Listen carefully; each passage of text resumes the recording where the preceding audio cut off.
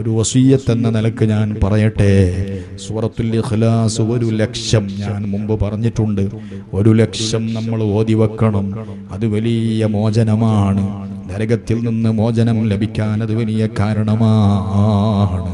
1,00,000 സൂറത്തുൽ ഇഖ്ലാസ് നമ്മൾ ഓതാൻ തയ്യാറാകണം. ഈ മജ്‌ലിസിൽ ഇപ്പോൾ തന്നെ അതിനൊരു തീരുമാനമെടുക്കണം.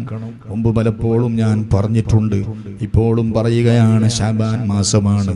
ഇന്ന് തന്നെ നമുക്കതിനെക്കുറിച്ച് ചിന്തിച്ച് പിന്നേക്ക് വെക്കേണ്ടതില്ല, നാളേക്ക് വെക്കേണ്ടതില്ല. ഇന്ന് തന്നെ അത് ഓതാനുള്ളൊരു മനസ്സ് കാണിച്ച് നമ്മളത് നോട്ട് ചെയ്ത് എണ്ണം കൃത്യമായി രേഖപ്പെടുത്തി, നമുക്കതിനുള്ള സംവിധാനങ്ങളൊക്കെ ഇപ്പോൾ ഉണ്ടല്ലോ. എണ്ണം കൃത്യമായി എടുത്ത് നമ്മൾ അതാ ഓരോ ദിവസവും ഇത്ര എണ്ണമെന്ന് നിശ്ചയിച്ചുകൊണ്ട് ഇന്ന് മുതൽ അങ്ങോട്ട് തുടങ്ങി 1,00,000 സൂറത്തുൽ ഇഖ്ലാസ് പൂർത്തീകരിച്ചാൽ നരകത്തിൽ നിന്ന് മോചനമാണ്.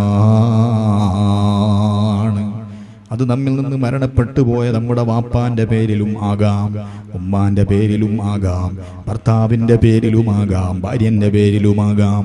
അപ്പോൾ അവരും കൂടി അതിലൂടെ രക്ഷപ്പെടും, നമ്മളും രക്ഷപ്പെടും.